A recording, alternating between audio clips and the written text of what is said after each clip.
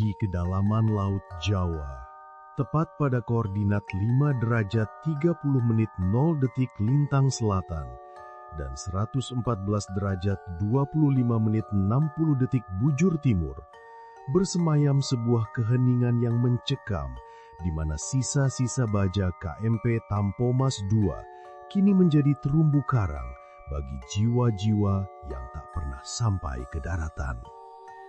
Wilayah ini yang secara administratif berada di Kepulauan Masalembo bukan sekadar titik geografis biasa, melainkan sebuah palung memori yang menyimpan trauma kolektif bangsa Indonesia sebagai segitiga bermuda Nusantara. Suasana di permukaan Laut Masalembo saat ini mungkin tampak tenang dengan riak gelombang yang memantulkan cahaya matahari. Namun bagi para nelayan lokal dan pelaut yang melintas, ada sebuah berat yang tak kasat mata menyelimuti udara. Seolah-olah setiap hembusan angin membawa bisikan dari masa lalu yang belum terselesaikan. Di sini, kompas seringkali menari liar tanpa arah yang jelas, dan frekuensi radio kerap menangkap statis yang menyerupai jeritan samar di tengah badai, menciptakan aura mistis yang memadukan anomali magnetik dengan legenda kuno tentang kerajaan gaib Medang Kamulan yang konon terkubur di bawah pusaran arus. Mengapa lokasi ini seolah haus akan tumbal? Dan mengapa Tampomas II, sebuah kapal raksasa yang seharusnya menjadi simbol kemajuan maritim, justru berakhir menjadi peti mati massal di dasar laut yang paling angker di Nusantara? Akar dari tragedi ini bermula bukan dari laut, melainkan dari daratan yang dipenuhi ambisi dan keculasan manusia pada era Orde Baru. Tepatnya saat pengadaan kapal bekas MV Great Emerald dari Jepang pada tahun 1980. Kapal ini diproduksi oleh Mitsubishi Heavy Industries pada 1956 ini sebenarnya telah memasuki usia senja, sebuah besi tua yang dipaksakan untuk kembali mengarungi samudra dengan nama baru, KMP Tampomas II, melalui proses pembelian yang hingga kini masih menyisakan aroma korupsi dan markup anggaran yang menyengat.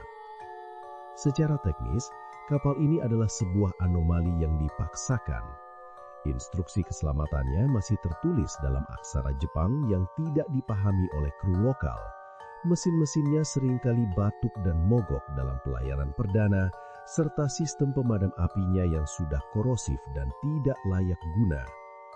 Sejarawan maritim mencatat bahwa sejak awal keberangkatannya dari Tanjung Priok pada 24 Januari 1981, atmosfer di atas kapal sudah terasa salah dengan penundaan keberangkatan akibat kerusakan mesin yang dianggap banyak orang sebagai firasat buruk dari alam semesta. Kapal ini tidak hanya membawa ribuan penumpang resmi dan ratusan penumpang gelap yang berdesakan, tetapi juga membawa beban dosa dari sebuah sistem birokrasi yang lebih menghargai angka-angka keuntungan daripada nyawa manusia. Sebuah energi negatif yang konon menjadi magnet bagi kekuatan gelap yang bersemayam di segitiga Masalembo. Eskalasi mitos seputar Masalembo mulai mencapai puncaknya ketika Tampomas II memasuki wilayah pertemuan arus dari Laut Jawa, Selat Bali, Laut Flores, dan Selat Makassar. Sebuah titik di mana logika fisika bertemu dengan metafisika lokal.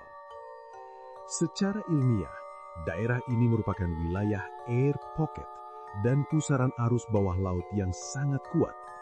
Namun masyarakat setempat meyakini bahwa disinilah pintu gerbang menuju kerajaan roh pelindung laut berada, yang menuntut pajak berupa nyawa jika protokol spiritual dilanggar.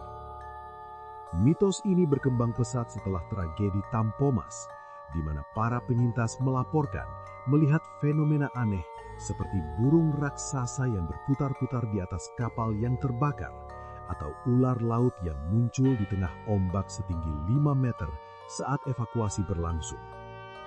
Dari tahun ke tahun, cerita tentang kapal hantu Tampomas yang terlihat berlayar dengan api yang masih menyala di kejauhan saat malam satu suro menjadi bagian dari folklore maritim Indonesia, memperkuat keyakinan bahwa kapal tersebut tidak benar-benar tenggelam sendirian, melainkan ditarik oleh entitas yang menghuni palung masa Lembo.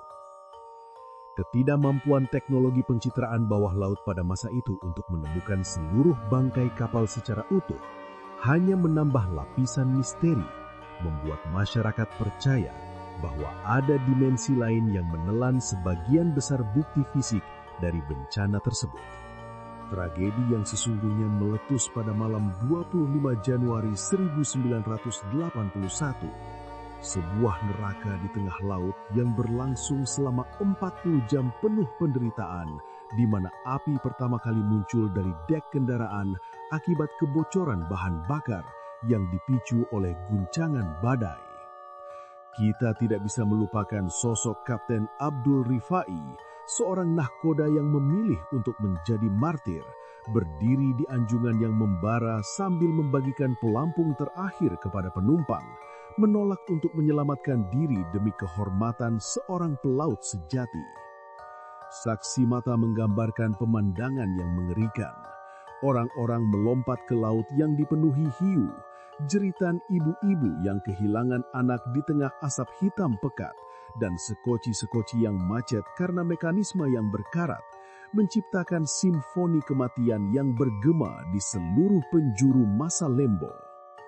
Kapal itu akhirnya berdiri tegak lurus, menantang langit dalam ledakan terakhir di ruang mesin pada siang hari 27 Januari, sebelum perlahan-lahan meluncur ke dasar laut sedalam 60 meter, membawa serta ratusan jiwa yang terjebak di dalam kabin tanpa cahaya. Kesaksian para kru kapal penyelamat seperti KM Sangihe dan Istana VI menceritakan betapa sulitnya mendekati Tampomas karena seolah-olah ada kekuatan magnetik yang menahan mereka, sebuah rintangan yang melampaui logika cuaca buruk, seakan laut itu sendiri sedang menutup rapat-rapat akses bagi siapapun untuk menghentikan ritual kematian yang sedang berlangsung. Kesimpulan dari kronologi kelam ini membawa kita pada sebuah teori yang menggabungkan kegagalan teknis dengan kutukan sejarah, bahwa masa Lembo bukan sekadar tempat kecelakaan, melainkan sebuah pusaran energi yang terus-menerus memanen tragedi akibat ketidakseimbangan antara manusia dan alam. Teror ini tidak pernah berakhir, karena setiap bencana baru yang terjadi di koordinat yang sama, seperti jatuhnya pesawat Adam R574 atau tenggelamnya KM Senopati Nusantara, seolah-olah menjadi tumbal sambungan yang memperbaharui perjanjian berdarah di wilayah tersebut. Secara logis, arus yang sangat kompleks di masa Lembo memang menciptakan resiko navigasi yang tinggi. Namun bagi para peneliti okultisme Nusantara, pengulangan tragedi di titik yang sama adalah bukti adanya sisa-sisa trauma spiritual dari korban Tampomas II yang masih mencari jalan pulang. Teror ini tetap ada, karena kita sebagai bangsa seringkali melupakan pelajaran sejarah, membiarkan keserakahan dan kelalaian birokrasi terulang kembali, yang pada akhirnya memberikan makanan bagi kegelapan yang menunggu di bawah ombak masa Lembo. Selama misteri di balik pengadaan kapal tua itu tidak pernah benar-benar tuntas secara moral, maka bayang-bayang Tampomas II akan terus menghantui setiap pelayaran yang melintasi segitiga masa Lembo, mengingatkan kita bahwa laut tidak pernah lupa pada darah yang tumpah akibat pengkhianatan manusia terhadap sesamanya. Ikuti terus cerita lainnya hanya di Mistik Nusa.